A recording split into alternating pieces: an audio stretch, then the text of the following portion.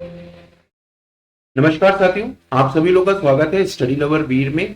तो शुरुआत करते हैं आज के सेशन से। आफ्टर बहुत सारे दिनों के गैप के बाद आप लोग की एक नई शुरुआत कह सकते हैं। तो स्टैटिक जीके का पार्ट, जैसा कि आप सभी लोग जानते हैं, एग्जाम में बहुत ही इंपॉर्टेंट रोल प्ले करता है। और सबसे इंपॉर्टेंट चीज है कि हम लोग डिफरेंट डिफरेंट कैटेगरीज को जो डिफरेंट डिफरेंट टॉपिक्स हैं उसको हम लोग उठा रहे हैं। इसमें एक बात यह है कि हम लोग इसके साथ साथ क्वेश्चन आंसर्स भी कराने की कोशिश कर रहे हैं। तो आप सभी लोगों से उम्मीद है कि किसी भी तरीके की कोई परेशानी हो तो आप सभी लोग कमेंट सेक्शन में जरूर लिखिएगा, क्योंकि आप लोग की कमेंट से ही हम लोग को पता चल पाता है कि क्या चीजें रह गई हैं और क्या चीजें और करवानी है। ठीक है, तो आई होप जो पिछले सेशंस रहे हैं उसमें हम लोगों ने बहुत ही बेहतरीन तरीके से, जैसे कि नेशनल पार्क हो गया, वर्ल्ड हेरिटेज साइट्स हो गया, स्पोर्ट्स हो गया, अपॉइंटमेंट हो गए, और साथ ही साथ बहुत सारे मैंग्रोव वंस हो गए, तो इनके बारे में हम लोगों ने चर्चा की है। आज हम लोग का टॉपिक क्या होगा? आज होगा वर्ल्ड कंटिनेंट, यानी कि विश्व के जो महाद्वीप है उनके बारे में हम लोग जानेंगे। जो कहा जाता है कि वहां से एक आध क्वेश्चन जरूर पूछा जाता है। ठीक है, तो चलिए शुरुआत करते हैं। Failure is not the opposite of success, it is part of success. इसका मतलब यह है कि बहुत सारे कैंडिडेट एस्पिरेंट जो होते हैं वो असफलता को अंतिम पड़ाव मान लेते हैं, जबकि आपको यह मानना पड़ेगा कि जो असफलता है वो एक तरह से सक्सेसफुल यानी कि सफलता का ही एक भाग है। इसके लिए इंपॉर्टेंट हम लोग के लिए क्या है कि आप लोग अपने आप में आत्मविश्वास बना के रखें, और आप लोग के अंदर ये मोटिवेशंस होने चाहिए कि किसी भी तरीके की चीजों को टैकल कर सकें। प्रॉब्लम्स आती हैं, प्रॉब्लम्स आएंगी ही, लेकिन इंपॉर्टेंट क्या है कि हम लोग को के अंदर कंसिस्टेंसी होनी चाहिए और इसी कंसिस्टेंसी को बरकरार रखना है। ठीक है, तो चलिए शुरुआत करते हैं आज के वर्ल्ड कंटिनेंट से। सबसे पहले आप सभी लोग देखिएगा, यहां पे आप लोग के सामने कुछ कॉन्टिनेंट दिए गए हैं और ये कुछ इंपॉर्टेंट कॉन्टिनेंट है। जैसे अगर हम लोग देखें तो एक तो सबसे विश्व का जो हम लोग देखें, यहां पे एशिया का नंबर आता है। ठीक है, ये एशिया निकल कर आता है पहला।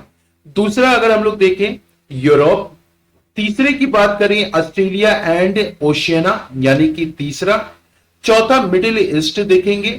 पांचवा अगर हम लोग देखें, पांचवा अफ्रीकन, और छठवां साउथ अमेरिका, और सातवां नॉर्थ अमेरिका।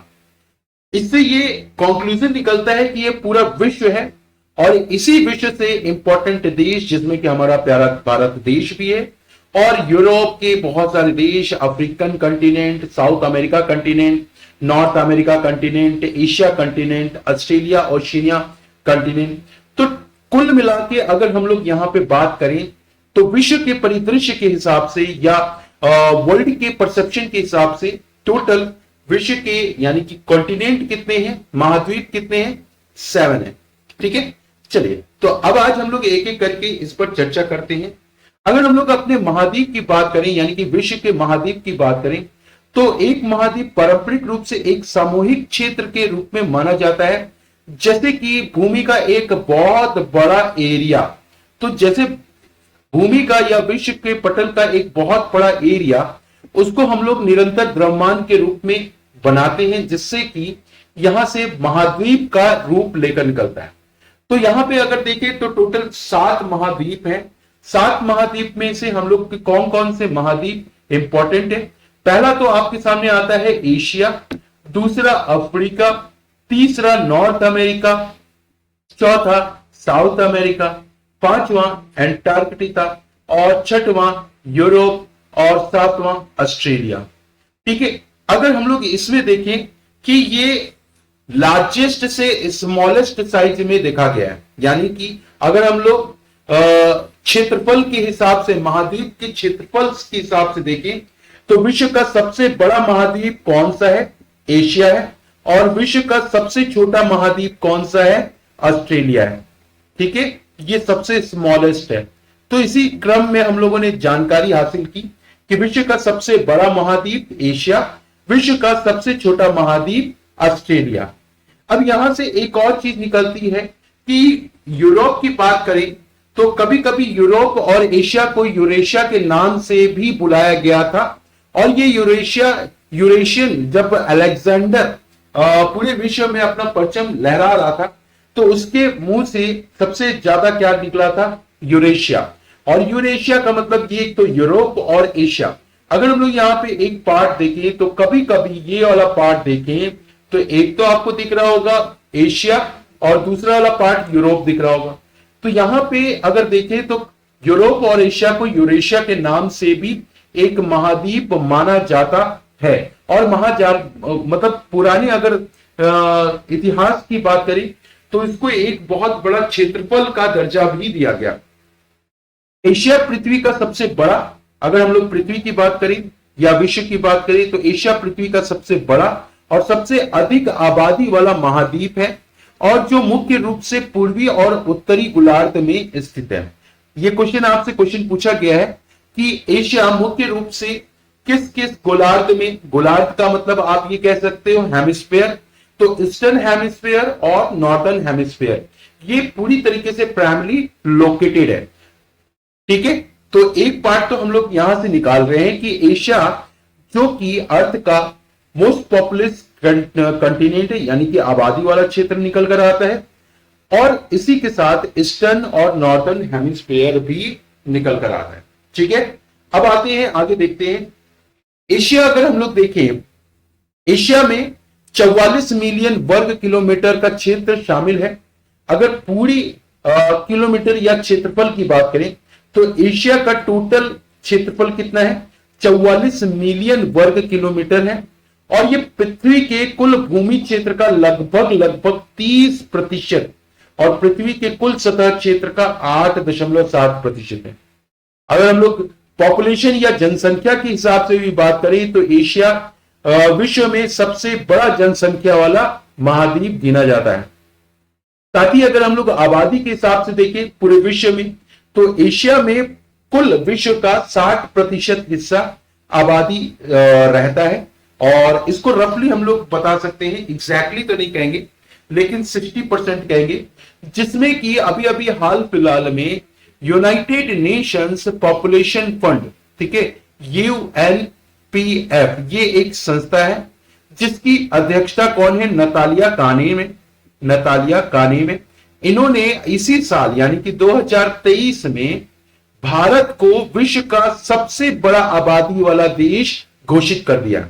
यानी कि UNPF एक ऐसी संयुक्त राष्ट्र की संस्था जानी जाती है जिसमें बताया जाता है कि विश्व में कितनी जनसंख्या है, कितने तेजी गति से जनसंख्या बढ़ रही है, और उन जनसंख्या के हिसाब से भारत या अन्य देश जैसे चीन हो गए या फिर अमेरिका हो गया या कोई भी विश्व का अन्य देश हो गया है, उसमें जनसंख्या के हिसाब से, पॉपुलेशन के हिसाब से कितनी फ्लेक्सिबिलिटी दी जा रही है और कितनी फैसिलिटीज दी जा रही है। दुनिया की आबादी का अगर हम लोग यहां पे बात करें तो 60% हिस्सा एशिया में रहता है, और अगर हम लोग सामान्य शब्दों में या इन पूरी जनरल टर्म्स में बात करें तो एशिया पूर्व में प्रशांत महासागर, यानी कि ईस्ट में अगर देखें तो एशिया ईस्ट की बात करें तो प्रशांत महासागर, और दक्षिण यानी कि अगर हम लोग साउथ की बात करें तो आर्कटिक महासागर से पूरा घिरा हुआ है। ठीक है, तो ये इसीलिए कहीं ना कहीं एशिया का मौसम, वेदर और रहने लायक की बात की जाए तो यहां पे एशिया में आबादी बहुत फल फूल रही है, इन्वायरमेंट, पर्यावरण भी अनुकूल रहता है। ठीक है, अब हम लोग बात करते हैं कि इस कॉन्टिनेंट में, यानी कि 7 महाद्वीप में, 7 वर्ल्ड कॉन्टिनेंट में जो हमारे विश्व ऑर्गेनाइजेशन है, कुछ ऐसे ऑर्गेनाइजेशन है जैसे कि सार्क। तो सार्क में अगर हम लोग सार्क कंट्रीज की बात करें तो सार्क का फुल फॉर्म आप लोग को मैंने पिछले इंटरनेशनल ऑर्गेनाइजेशन में बताया था। जैसे अगर सिर्फ हम लोग सार्क की बात करें तो south Asia association of regional corporation, ठीक है, रीजनल कॉर्पोरेशन। अब एक चीज तो समझ में आ गई हम लोगों को कि एशिया जो सार्क देश है, दक्षेश जिसको हम लोग कहते हैं, इसको हम लोग हिंदी में दक्षेश भी कहते हैं, दक्षिण क्षेत्र वाला देश, साउथ सार्क की अगर बात करें तो सार्क में 8 देश इंक्लूडेड है।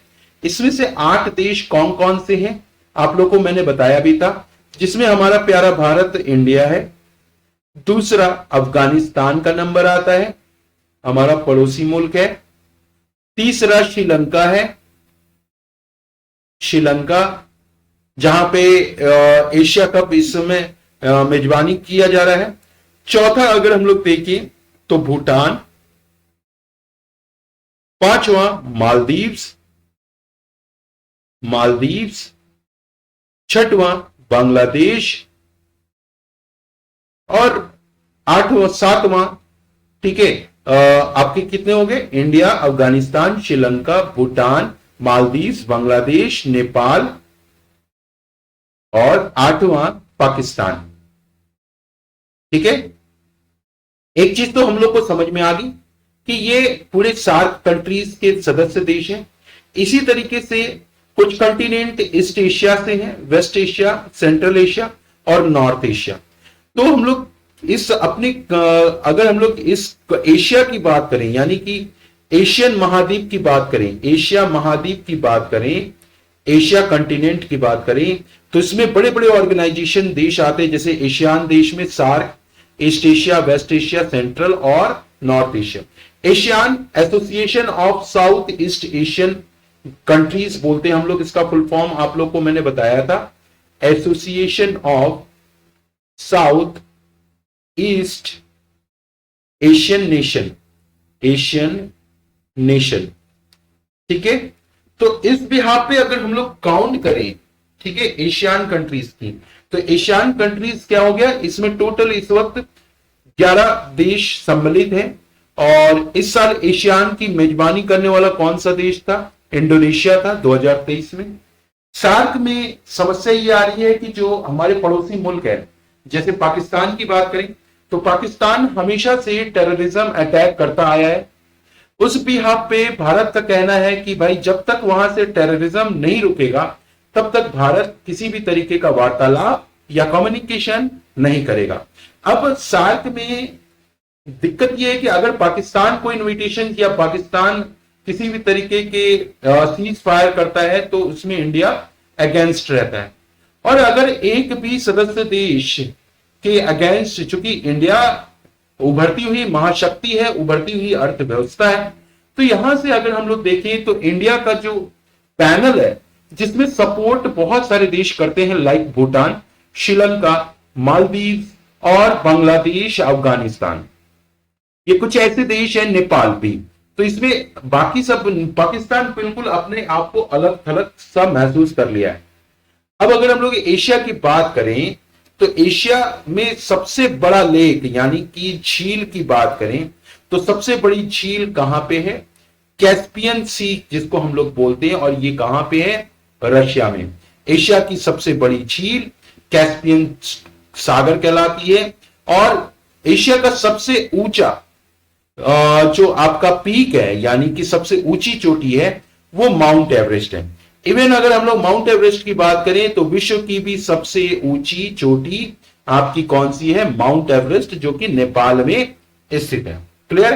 तो कैस्पियन सी यहां पे आप लोग देख सकते हैं, जैसा कि इस कैस्पियन सी का जो सबसे इंपॉर्टेंट वाला पार्ट आता है रशिया में, ये एक अजरबैजान, अगर देखें तो अजरबैजान ये वाला पार्ट बाकू में, और यहां से कहीं ना कहीं भारत और रशिया का जो संबंध है वो बहुत ही महत्वपूर्ण हो जाता है, क्योंकि रशिया, अगर देखें, ये रशिया वाला एक रास्ता या रूट बनाते हुए निकलता है जो कि अन्य देशों को भी सपोर्ट करता है, जैसे काजाकिस्तान, तुर्कमेनिस्तान, उज्बेकिस्तान, ये और अजरबैजान। ये 3-4 ऐसे देश हैं जो कि ये झील, जिसको वहां पे झील नहीं सागर का नाम दिया गया है, कैस्पियन सी के नाम से जाना जाता है। अब बात करते हैं कि एशिया का सबसे ऊंचा ज्वालामुखी, एशिया का सबसे ऊंचा ज्वालामुखी ईरान में है, और ये ईरान में, इसका नाम क्या है?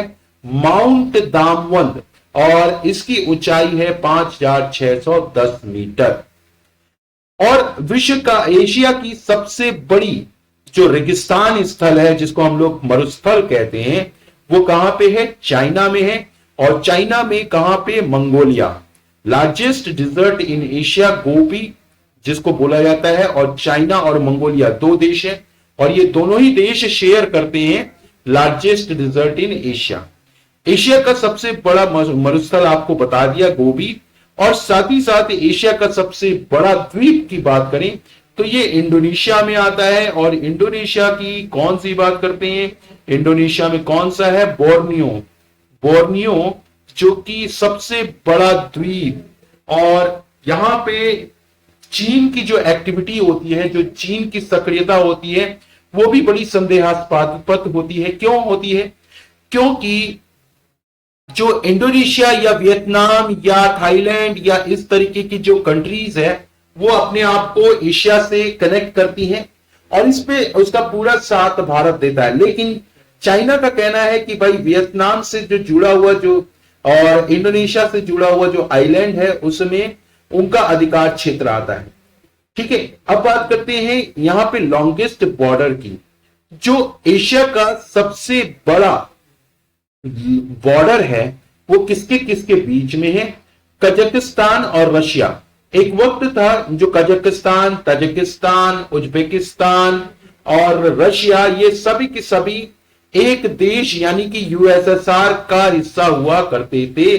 लेकिन द्वितीय विश्व युद्ध होने के बाद बहुत सारे जो देश की बाउंड्रीज थी वो बिल्कुल एकदम चेंज हो गई, और कजाकिस्तान और रशिया 7,644 किलोमीटर का बॉर्डर, जो कि एशिया का सबसे लंबा बॉर्डर साझा करते हैं। साथ ही अगर हम लोग देखें बच्चों, यहां पे लार्जेस्ट कंट्री इन एशिया यानी कि एशिया का सबसे बड़ा देश एरिया वाइज अगर देखें तो रशिया आता है, जहां पे 17 मिलियन स्क्वायर किलोमीटर, यानी कि एशिया का सबसे बड़ा देश रूस क्षेत्रफल है, जहां पे 17 मिलियन वर्ग किलोमीटर के रूप में आता है। अब बात करते हैं एशिया का सबसे बड़ा आइलैंड। ये एशिया का ही नहीं, ये विश्व का भी सबसे बड़ा आइलैंड माना जाता है। और ये विश्व का ही नहीं, एशिया का भी सबसे बड़ा आइलैंड, जिसको अभी हम लोग हाल ही में पढ़े थे, मजुली आइलैंड। और ये मजुली आइलैंड या जिसको हम लोग मजुली द्वीप भी कहते हैं, ये किस नदी पर बसा है? ब्रह्मपुत्र नदी पर बसा है। आइए जानते हैं हमारे देश में जो असम की बात करते हैं, तो असम में कुछ प्रमुख नेशनल पार्क हैं, जिनको आपको मैंने पहले भी बताया था, आप सभी लोग याद कर लीजिएगा। ये जो नेशनल पार्क हैं, वो कुछ नेशनल पार्क जो सबसे इंपॉर्टेंट है वो कौन कौन सा है, जैसे आप याद कर लीजिए, हम लोगों ने याद किया था कौन कौन से। एक Orang national park, Orang national park, Orang national park. दूसरे की बात करें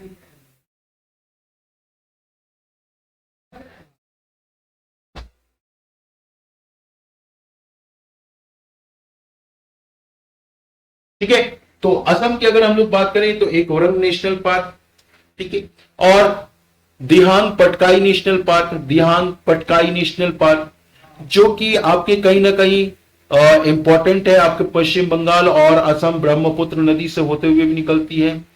ठीक, Kaziranga national park, Kaziranga national park, ये कुछ ऐसे नेशनल पार्क है जो हमेशा साल दर साल आपके एग्जाम में क्वेश्चन पूछे जाते हैं। नेक्स्ट आता है यहां पे एशिया की सबसे बड़ी बीच, यानी कि अगर आप समुद्र तट की बात करें तो एशिया का सबसे बड़ा समुद्र तट कहां पे है? एशिया का सबसे लंबा समुद्र तट मरीना बीच है, जो कि मरीना बीच कहां पे है? तमिलनाडु चेन्नई में है। ये आपको याद कर लेना है, और इसकी जो रेंज है वो लगभग 12 से 13 किलोमीटर तक है।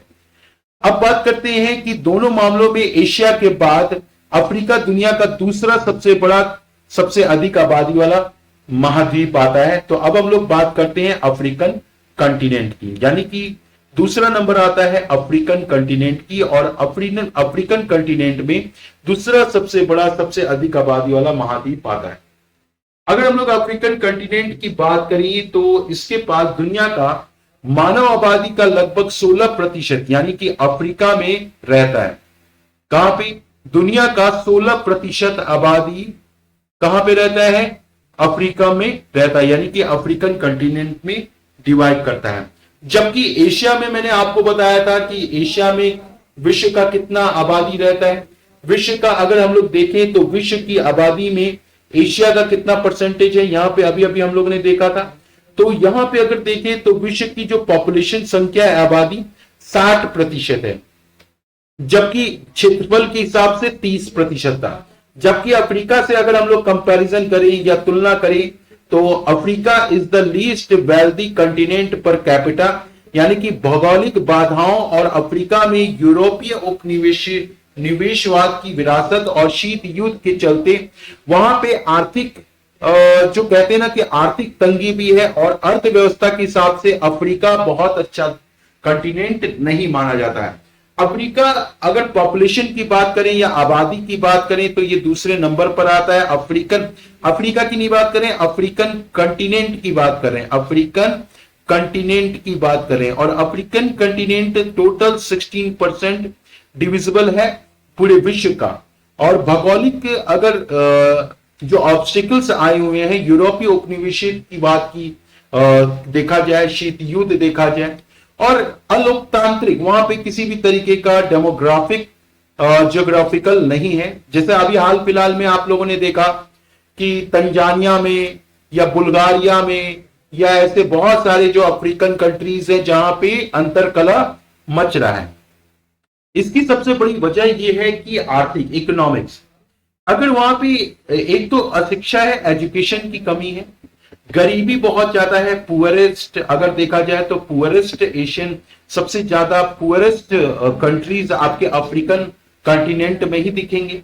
तीसरा सबसे बड़ा रीजन है जो वहां पे एजुकेशन और इलिटरेशन है, उसकी बात करेंगे। ठीक है, तो एक तो यहां से तो ये चीजें निकल कर आ रही है कि धन की इस कमी एकाग्रता के बावजूद आर्थिक विस्तार अफ्रीकन कंटिनेंट में बहुत तेजी से हो रहा है। जैसे अभी हाल फिलहाल में अगर देखा जाए तो साउथ अफ्रीका पूरे अफ्रीकन कंटिनेंट में सबसे ज्यादा और सबसे तेज अर्थव्यवस्था का हिस्सा रहा है। इसमें सबसे बड़ी बात यह है कि वहां पे युवा जो आबादी है वो व्यापक वैश्विक संदर्भ में अफ्रीका को एक महत्वपूर्ण आर्थिक बाजार बनाने के लिए प्रेरित कर दिया है। जैसे कि अभी हम लोग जानते हैं कि ब्रिक्स समिट कहां पे हुई थी इस साल? ब्रिक्स समिट जो कि 15वां एडिशन था, 15th एडिशन था। ये 15th एडिशन कहां पे हुआ था? 15th एडिशन साउथ अफ्रीका में मेजबानी की गई थी, यानी कि साउथ अफ्रीका ने मेजबानी की थी। ब्रिक्स 5 देशों से मिलकर बना है, यानी कि ब्राजील फर्स्ट, ब्राजील सेकंड, अगर हम लोग देखें रशिया, तीसरा पहला ब्राजील, दूसरा रशिया, तीसरा इंडिया, चौथा चाइना और 5वां साउथ अफ्रीका। ये सभी एशियन देश के सबसे महत्वपूर्ण देशों में आते हैं, लेकिन साउथ अफ्रीका चूंकि अफ्रीकन कंटिनेंट में आता है, यही एक ऐसा देश है जो कि ब्रिक्स समिट से, यानी कि एशियन कंट्रीज तो रशिया, इंडिया, चाइना है, लेकिन साउथ अफ्रीका चूंकि एशियन कंट्रीज नहीं है, अफ्रीकन कंटिनेंट से बिलोंग करती है, इसलिए चूंकि इकोनॉमिक्स वाइज, अर्थव्यवस्था वाइज देखा जाए तो साउथ अफ्रीका में बहुत ज्यादा कैपेबिलिटी, पोटेंशियल देखी जा रही है। ऐसी व्यवस्था को देखते हुए साउथ अफ्रीका में इस बार 15वां सम्मेलन किया गया, ब्रिक्स समिट हुआ था। और यही ब्रिक्स समिट कहीं ना कहीं भारत के लिए बहुत महत्वपूर्ण भी था। ये अगर देखिए, ये अफ्रीकन कंटिनेंट की बात करें तो अफ्रीकन कंटिनेंट ये उत्तर में भूमध्य सागर, यानी कि नॉर्थ साइड से अगर हम लोग कंपैरिजन करें तो नॉर्थ साइड से भूमध्य सागर, उत्तर साइड से अगर देखें तो बुडमल मुर्दे और लाल सागर, दक्षिण पूर्व में हिंद महासागर और पश्चिम में अटलांटिक महासागर से पूरा घिरा हुआ है। महाद्वीप में मेडागास्कर और अलग अलग द्वीप समूह भी शामिल है, और ये आर्कीपेलागस के नाम से भी जाने जाते हैं। अफ्रीकन कंट्रीज की बात करें तो अफ्रीकन यूनियन है, यानी कि वहां की जो सदस्य देश है, तो अफ्रीकन यूनियन हर साल आयोजित की जाती है, जिसको हम लोग अफ्रीकन यूनियन कहते हैं। और इसकी जो अफ्रीकन यूनियन का हेडक्वार्टर कहां पे है? अदीस अबाबा में है। अफ्रीकन कंटिनेंट में कुछ ऐसे जो जिब्राल्टर कनेक्ट करते हैं, यानी कि स्ट्रेट ऑफ जिब्राल्टर जिसको हम लोग कहते हैं, ये अटलांटिक महासागर को भूमध्य महासागर से जोड़ता है और मोरक्को और स्पेन यानी कि अफ्रीका और यूरोप को अलग करता है। यानी कि अगर हम लोग देखें अफ्रीकन कंटिनेंट में मोरक्को और स्पेन अफ्रीका और यूरोप को पूरी तरीके से सेपरेट करता है। ये कहीं ना कहीं इंपॉर्टेंट है आपके ज्योग्राफी वाइज भी और आपके वर्ल्ड कंटिनेंट के हिसाब से। अफ्रीका विश्व की सबसे बढ़िया, यानी कि अगर देखा जाए तो अल्जीरिया क्षेत्रफल के हिसाब से अफ्रीका का सबसे बड़ा देश है नाइजीरिया। यानी कि जनसंख्या की दृष्टि से देखा जाए तो अफ्रीकन कंटिनेंट में, जैसे एशियन कंटिनेंट में विश्व की पहली आबादी और एशिया की सबसे पहली आबादी इंडिया यानी कि हमारा प्यारा भारत देश, दूसरे नंबर पर चीन आता है। तो अफ्रीकन कंटिनेंट की अगर हम लोग देखें तो अल्जीरिया क्षेत्रफल के हिसाब से अफ्रीका का सबसे बड़ा देश है। नाइजीरिया जनसंख्या के हिसाब से देखा जाए तो अफ्रीका का सबसे बड़ा देश जाना जाता है। तो क्षेत्रफल के हिसाब से अल्जीरिया, ठीक है, अल्जीरिया। जैसे हम लोग पॉपुलेशन वाइज एशिया में हम लोगों ने देखा, एशिया में क्षेत्रफल के हिसाब से रशिया सबसे बड़ा देश है और पॉपुलेशन के हिसाब से अगर हम लोग देखें तो पॉपुलेशन में इंडिया सबसे बड़ा देश निकल कर आता है। ठीक इसी तरीके से अफ्रीकन कंटिनेंट की अगर हम लोग बात करें तो अफ्रीकन कंटिनेंट में क्षेत्रफल के हिसाब से अल्जीरिया सबसे बड़ा देश निकल कर आता है और पॉपुलेशन के हिसाब से नाइजीरिया सबसे जनसंख्या के हिसाब से निकलकर आता है। ठीक है, तो ये तो पार्ट हो गया आप लोग का इंपॉर्टेंट चीजें अल्जीरिया वाला। अब आते हैं हम लोग यहां पे देखते हैं अफ्रीका की सबसे बड़ी झील के बारे में जानते हैं। लार्जेस्ट लेक इन अफ्रीका कौन सी है? जिसको हम लोग विक्टोरिया लेक के नाम से जानते हैं। विक्टोरिया लेक अफ्रीका की सबसे बड़ी झील युगांडा और दक्षिण पूर्व के रूप में आता है, यानी कि युगांडा जो कि साउथ ईस्ट अफ्रीका में आता है और तंजानिया नॉर्थ वेस्ट के बीच में आता है और केनिया के बीच स्थित विक्टोरिया है। यानी कि एक ऐसी झील है जो अफ्रीकन कंटिनेंट में तीन क्षेत्रों को, तीन देशों को डिवाइड करती है। यानी कि एक ऐसे देश, एक ऐसी झील की बात की जा रही है जो अफ्रीकन कंटिनेंट में, एक तो दक्षिण पूर्व अफ्रीका में, दक्षिण पूर्व अफ्रीका में जिसको हम लोग साउथ ईस्ट अफ्रीका कहते हैं, इसको हम लोग युगांडा कह सकते हैं। युगांडा किस क्षेत्र में आता है? South east Africa, south east Africa, south east Africa. ठीक है, और अगर हम लोग देखें यहां पे उत्तर पश्चिम की बात करें, नॉर्थ वेस्ट अफ्रीका में, तो नॉर्थ वेस्ट अफ्रीका क्या आता है? तंजानिया। ठीक है, और अगर हम लोग यहां पे केनिया की बात करें, केनिया का तो नाम सुना ही होगा आप लोगों ने, क्रिकेट देखते होंगे तो केनिया में बहुत अच्छे अच्छे खिलाड़ी थे, लेकिन अफसोस की बात है वहां का जो डेमोग्राफिक है और डेमोग्राफिक के साथ साथ इकोनॉमिक परसेप्शंस है, वो केनिया देश को पूरी तरीके से झंझोड़ के रख दिया है। दक्षिण पश्चिम की बात करें तो यहां पे दक्षिण पश्चिम यानी कि साउथ वेस्ट अफ्रीका में आता है केनिया। और ये तीन, अगर देखें तीन तरीके से, ठीक है, यहां पे तीन ऐसे देश हैं जो कि झीलों को अलग कर रही है और इस झील का नाम क्या है? इस झील का नाम है विक्टोरिया। बीच में विक्टोरिया झील है। ये तीन देश अलग हैं जो कि north east Africa Uganda, north west Africa Tanzania और साउथ वेस्ट जो कि आपका केन्या आता है। ये अगर हम लोग देखें तो जो शुद्ध पानी का जो झील आता है विश्व में दूसरा सबसे बड़ा झील यानी कि विश्व का दूसरी सबसे बड़ी ताजे पानी वाली झील कहलाती है। अगर आपसे परीक्षा में या एग्जाम में क्वेश्चन पूछा जाए कि विश्व का दूसरा सबसे बड़ा ताजा पानी वाला झील कहां पे है और किस महाद्वीप में है, तो आप सभी लोग क्या आंसर देंगे? अफ्रीकन कंटिनेंट में बताएंगे। कहां पे बताएंगे?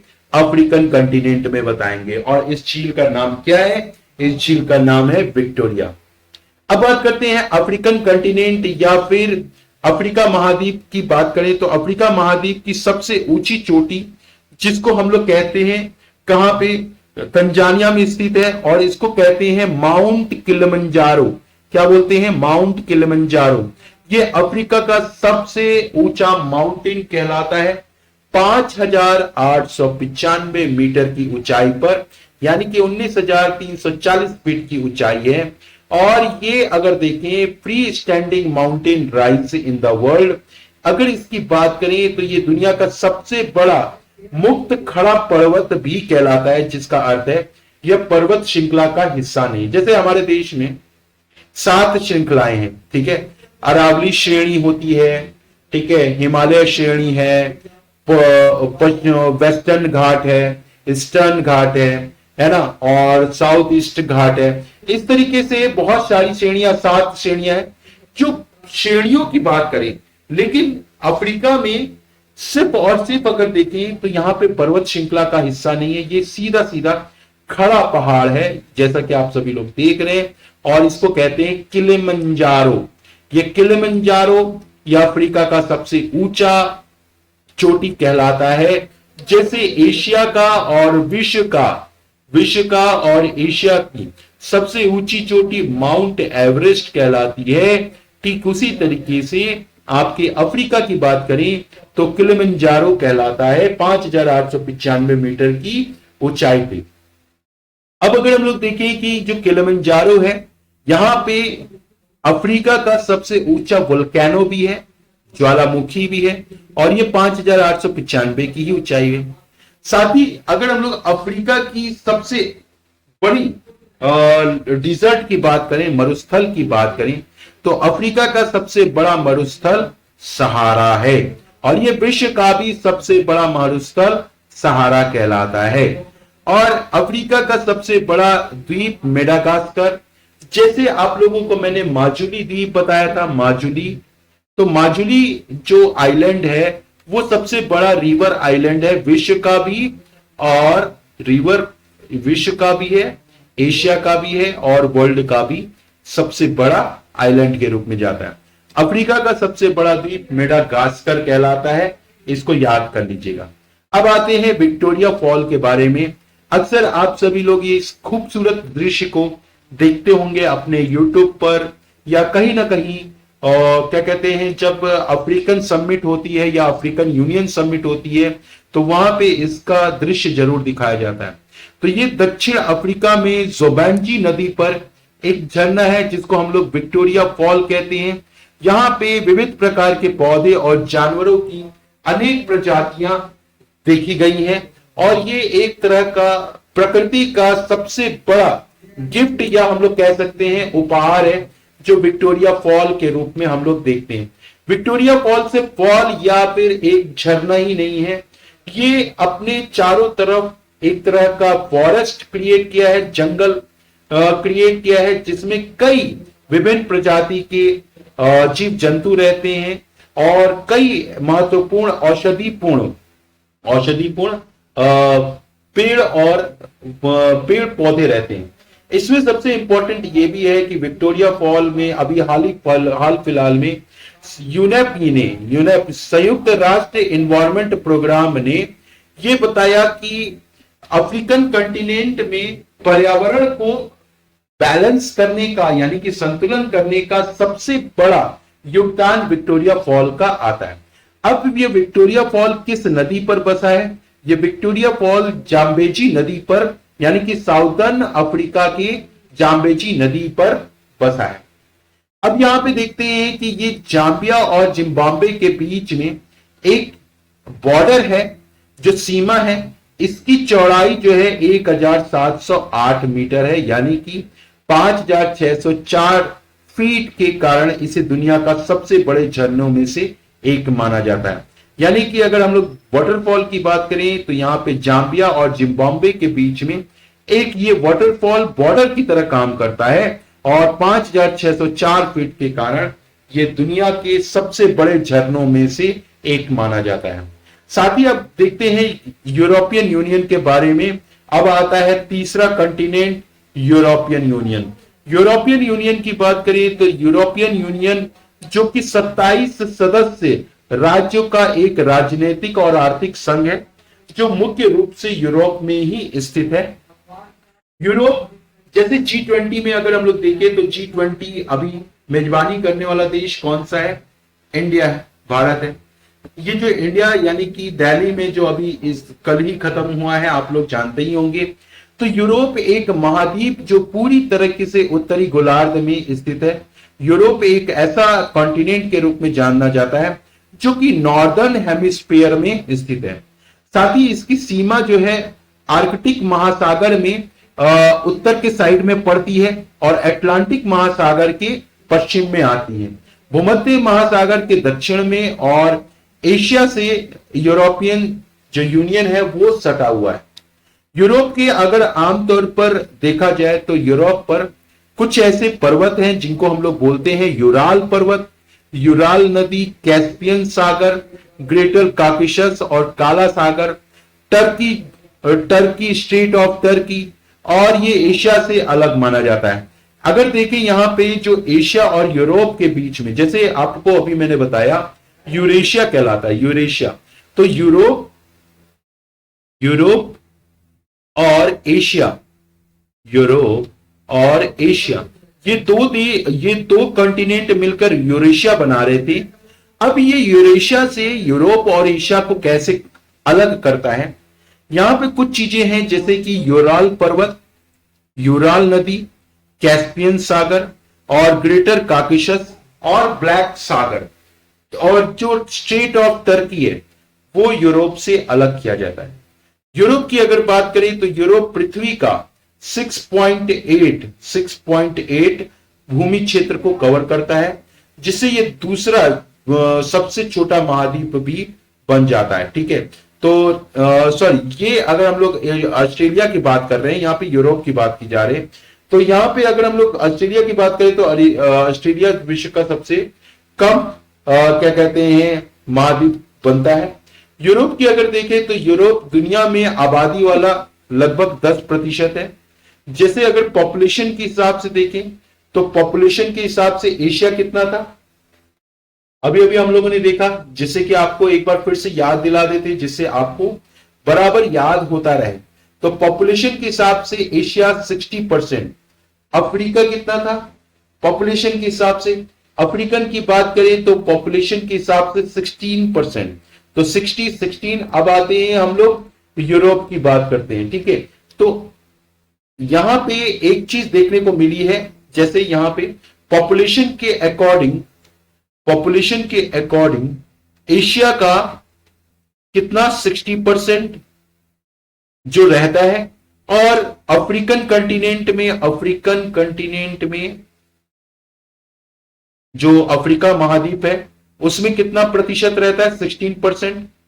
और यूरोप में 10% रहता है। ठीक है, यूरोप की जो सबसे लंबी नदी कहलाती है उसको हम लोग वोल्गा नदी कहते हैं। क्या कहते हैं? वोल्गा नदी कहते हैं, जो कि सीधे 2294 मील क्रॉस करते हुए रशिया में पहुंचती है। तो यूरोप की सबसे लंबी नदी वोल्गा यूरोप की सबसे लंबी नदी जानी जाती है, जो पूरे रूस में 2294 मील तक फैली हुई है। और सेकेंड लॉन्गेस्ट रिवर जो है यूरोप में डेन्यूब है। कौन सा है? डेन्यूब है। अब अगर हम लोग यूरोप की बात करें तो सबसे हाईएस्ट रिवर यानी कि सबसे ऊंची नदी बांध कहां पे बनी हुई है? ग्रैंड डिंसेक्स बांध कहते हैं, जो 285 वर्ग मीटर की ऊंचाई पर बना हुआ है। डिंकेंस नदी यूरोप की बात करें तो डिंकेंस नदी स्विट्जरलैंड पर है, जो कि लॉन्गेस्ट माउंटेन रेंज अगर हम लोग यूरोप की बात करें तो सबसे लंबी पर्वत श्रृंखला वाला जो यूरोप में अल्पस पर्वत जाना जाता है। अगर रेंज के देखा जाए तो यूरोप की सबसे ऊंची और सबसे व्यापक पर्वत श्रृंखला, जो कि आपके 1200 किलोमीटर तक फैली हुई है और अलग अलग 8 श्रृंखलाओं में बटी हुई है। किस श्रृंखलाओं में? 8 श्रृंखलाओं में बटी हुई है। आप लोग यहां पे यूरोप का मानचित्र देख सकते हैं, जो कि आपको पूरी तरीके से दिख रहा है। ये जो आपके डार्क साइड है, ये पूरे आपके यूरोप के मानचित्र हैं, यूरोपियन यूनियन के मानचित्र के रूप में जाना जाता है। ठीक है, अब आते हैं यहां पे अल्पाइन देश की बात करते हैं। अल्पाइन देश जो कि पश्चिम से पूर्व की ओर France, Switzerland, Italy, Monaco, Liechtenstein, Austria, Germany और स्लोवेनिया, ये कुछ ऐसे देश हैं जो कि यूरोप के बहुत ही सक्सेसफुल देशों में से आते हैं। लाइक आप जर्मनी देख लें, फ्रांस देख लें, इटली देख लें और स्विट्जरलैंड देख लें। इसी की तरह से अल्प जो कि फ्रांस, स्विट्जरलैंड, इटली, मोनाको और लिंकेनस्टेइन और ऑस्ट्रिया, ये कुछ ऐसे यूरोपीय देश हैं जो कि एल्प्स में आते हैं। आपको यहां पे कुछ ऐसे मानचित्र के रूप में या मैप के रूप में आप लोग देख सकते हैं कि ये कुछ यूरोपियन यूनियन से जो कि सबसे बड़े बड़े क्षेत्रफल कवर किए हुए हैं, जैसे इटली, ठीक है, जर्मनी, फ्रांस, स्विट्जरलैंड, स्लोवेनिया। कुछ ऐसे देश भी हैं जैसे कि यूथोपिया और स्लोवेनिया। ये सब बहुत ही छोटे देशों में से यूरोप के आते हैं। जर्मनी और स्लोवेनिया, जिनको हम लोग एपनीन्स भी कहते हैं, एपनीन्स के रूप में, इटली के रूप में जाने जाते हैं। साथ ही बाल्कन जो पर्वत श्रृंखला है वो मुख्य रूप से बुल्गारिया, सर्बिया में आते हैं। ब्लैक फॉरेस्ट कहां पे है? ब्लैक फॉरेस्ट जर्मनी में है। और कैंटब्रियन पर्वत जो कि स्पेन में है, जो 3 अलग देशों में, यानी कि स्पेन की अगर हम बात करें तो अलग अलग देशों को डिवाइड करती है। यहां पे कुछ ऐसे माउंटेन हैं जैसे कि कार्पेथियन माउंटेन्स, जो कुछ देशों को डिवाइड करती है, जैसे चेक गणराज्य, हंगरी, पोलैंड। ये सभी देश चेक गणराज्य कार्पेथियन माउंटेन से जिनको बाउंड्रीज वाइज, जैसे कहते हैं ना कि एक नेचुरल बाउंड्रीज होती है, वो नेचुरल बाउंड्रीज बनी हुई है। कार्पेथियन पर्वत जो कि चेक गणराज्य, हंगरी और पोलैंड से है। रोमानिया, सर्बिया, स्लोवाकिया, यूक्रेन, जो कि आपके यूरोप से सटे हुए हैं। साथ ही काकेशस पर्वत जो कि आपके आर्मेनिया, अजरबैजान, जॉर्जिया और रूस, ये 4 देश ऐसे हैं जो काकेशस पर्वत को अलग करते हैं। यूरोप के सबसे बड़े झील की बात करेंगे तो यूरोप के सबसे बड़े झील किस नाम से पुकारा जाता है? इसको बोला जाता है लाडोगा, जो कि 17,700 वर्ग किलोमीटर में फैला हुआ है। ये फ्रेश वाटर का 14वां सबसे बड़ा झील कहलाता है विश्व वाइज, यानी कि विश्व में 14वीं सबसे बड़ी ताजे पानी की झील कहलाती है, जिसका नाम है लाडोगा। क्या नाम है? लाडोगा। ठीक, अब बात करते हैं यूरोप की सबसे ऊंची चोटी के बारे में। यूरोप की सबसे ऊंची माउंट एल्ब्रस रूस और यूरोप की सबसे ऊंची चोटी जो सबसे प्रमुख चोटी के रूप में कहलाती है, ये काकेशस के पश्चिमी भाग में स्थित है और ये काकेशस पर्वत की सबसे ऊंची चोटी के रूप में भी जानी जाती है। अब बात करते हैं यूरोप की सबसे ऊंची वोल्केनो यानी कि ज्वालामुखी। इस ज्वालामुखी का क्या नाम है? इस ज्वालामुखी का नाम है माउंट एल्ब्रस, जो कि 5,642 वर्ग मीटर की ऊंचाई पर बनी हुई है। यूरोप का सबसे बड़ा द्वीप क्या कहलाता है? ग्रेट ब्रिटेन कहलाता है। साथ ही अगर यूरोप की सबसे लंबी सीमा देखें तो यूरोप की पूरी तरीके से यूरोप में जो सबसे लंबी सीमा है वो नॉर्वे और स्वीडन के बीच में है, जो आज भी कहीं ना कहीं नॉर्वे और स्वीडन के बीच में थोड़ा बहुत विवाद होता रहता है बाउंड्रीज को लेकर। 1619 वर्ग किलोमीटर में पूरा बाउंड्रीज घेरा हुआ है। उत्तरी अमेरिका पूरी तरीके से उत्तरी गोलार्ध के भीतर में महाद्वीप के रूप में आता है। अगर हम लोग देखें आर्कटिक की बात करें, यानी कि आर्कटिक महासागर की बात करें, तो यूरोप आर्कटिक महासागर के उत्तर में आता है। यूरोप आर्कटिक महासागर के उत्तर में, और ये सीमाबद्ध अगर देखा जाए तो बॉर्डर वाइज देखा जाए तो बॉर्डर वाइज पूर्व में आता है। अगर यूरोप की देखें पूरे क्या कहते हैं महासागर वाइज अगर देखें, ओशन वाइज अगर मैप वाइज देखें, तो अटलांटिक महासागर दक्षिण पूर्व में दक्षिण अमेरिका, और कैरेबियन सागर और पश्चिम और दक्षिण में प्रशांत महासागर।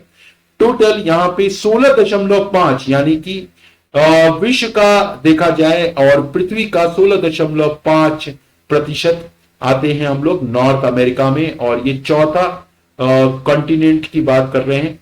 तो पहला कॉन्टिनेंट आपका एशिया हो गया, दूसरा कॉन्टिनेंट अफ्रीका हो गया, तीसरा कॉन्टिनेंट आपका यूरोप हो गया। अब चौथे कॉन्टिनेंट में हम लोग आते हैं नॉर्थ अमेरिका। नॉर्थ अमेरिका भूमि क्षेत्र का 16.5% कवर करता है। नॉर्थ अमेरिका की क्षेत्रफल के हिसाब से तीसरा सबसे बड़ा महाद्वीप है। एशिया पहला, दूसरा अफ्रीका, और तीसरा आपका नॉर्थ अमेरिका। कौन सा? North America. तो नॉर्थ अमेरिका जो कि तीसरा सबसे बड़ा कॉन्टिनेंट एरिया के रूप में जाना जाता है।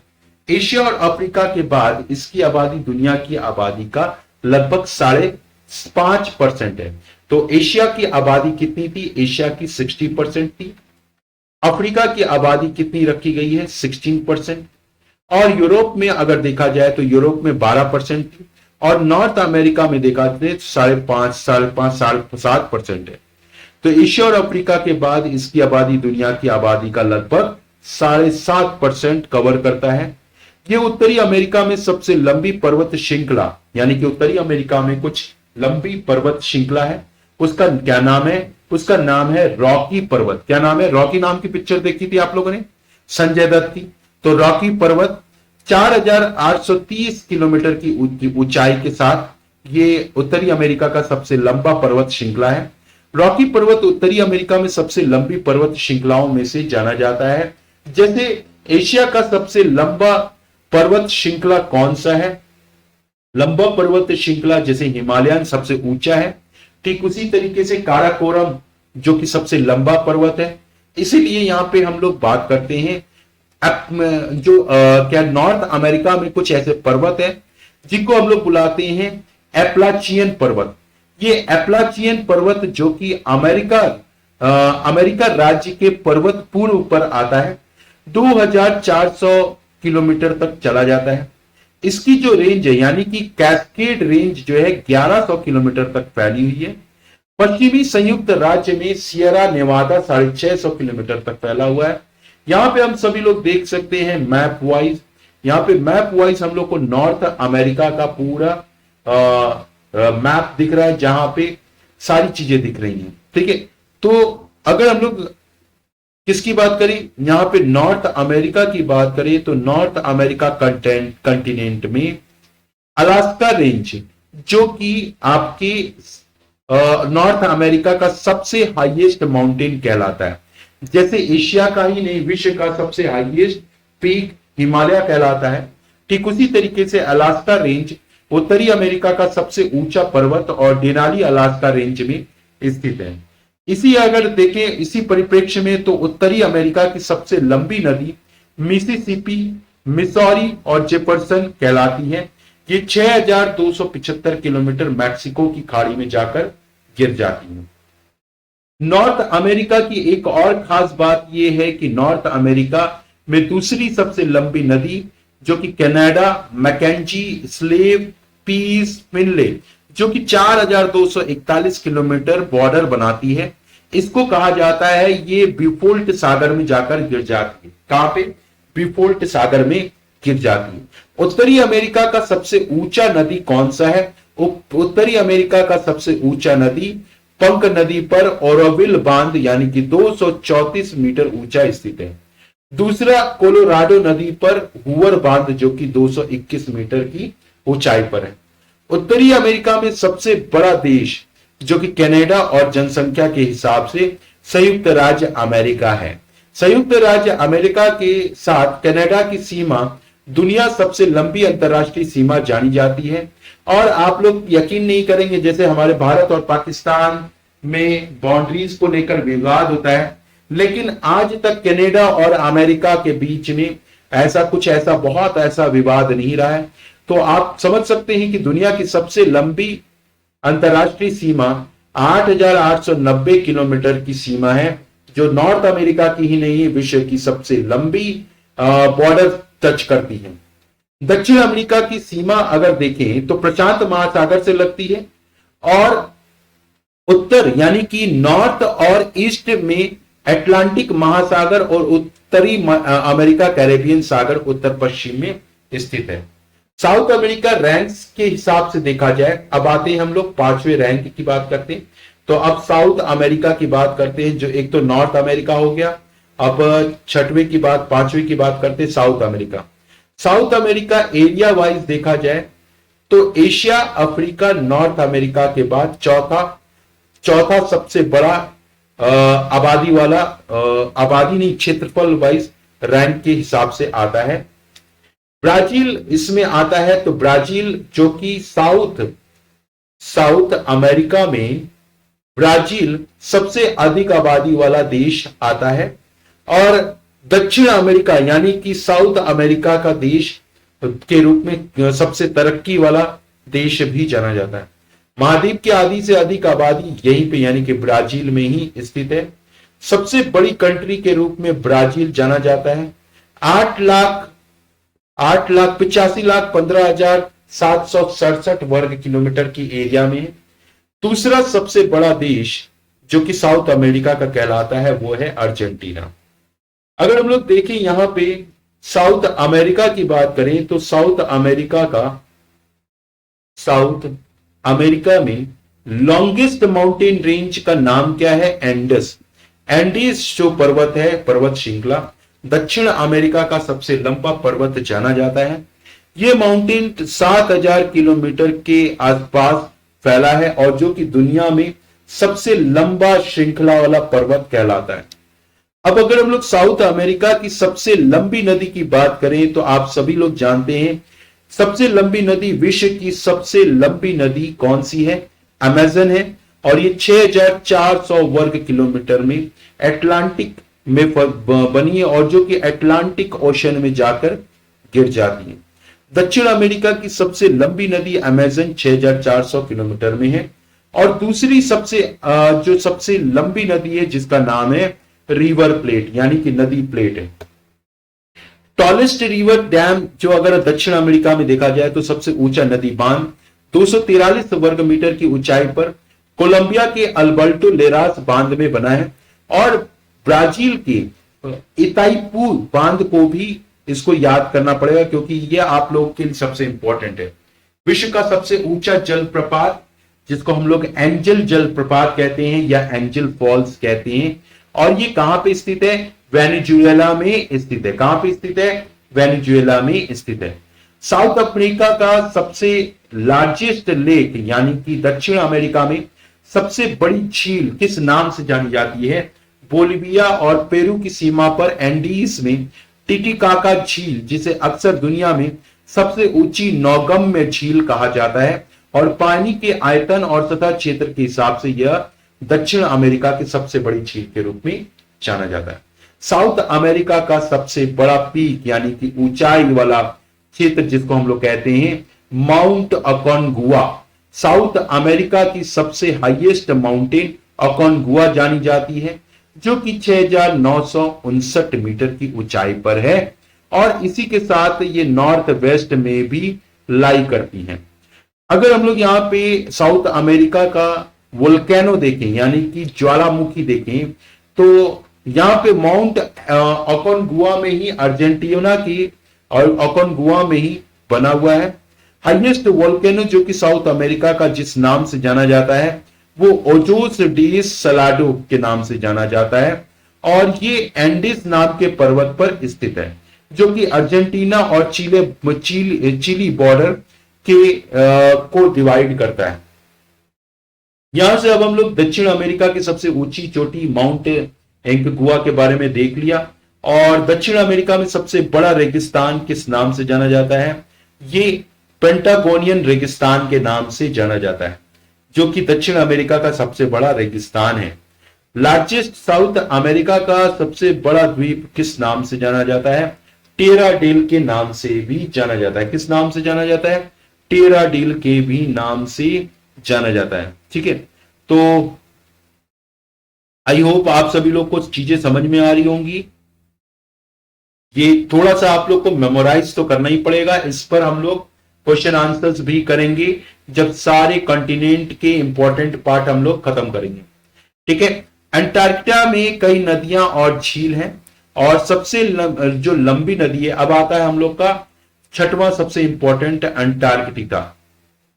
एंटार्कटिका, तो अंटार्कटिका की अगर हम लोग बात करें तो अंटार्कटिका की नदी कई नदियां और झील, सबसे लंबी नदी गोमेद है, साथ ही सबसे बड़ी झील वोस्तुक है, दुनिया की सबसे बड़ी उपमहाद्वीप और हिमनद झीलों में से एक है। अंटार्कटिका को रॉस सागर और वेडल सागर के बीच का गर्दन भी कहा जाता है। यहां पे ट्रांस अंटार्कटिका पर्वत के द्वारा दो भागों में विभाजित किया गया है। वेडल सागर के पश्चिम और रॉस सागर के पूर्व के हिस्से को पश्चिमी अंटार्कटिका और शेष पूर्वी अंटार्कटिका कहा जाता है। 4,892 वर्ग किलोमीटर पर अंटार्कटिका की सबसे ऊंची चोटी है, मिन्सफ मॉसिफ एल्सवर्थ पर्वत में स्थित है और यही रॉस द्वीप पर माउंट एरेबस दुनिया का सबसे दक्षिणी सक्रिय ज्वालामुखी के रूप में जाना जाता है।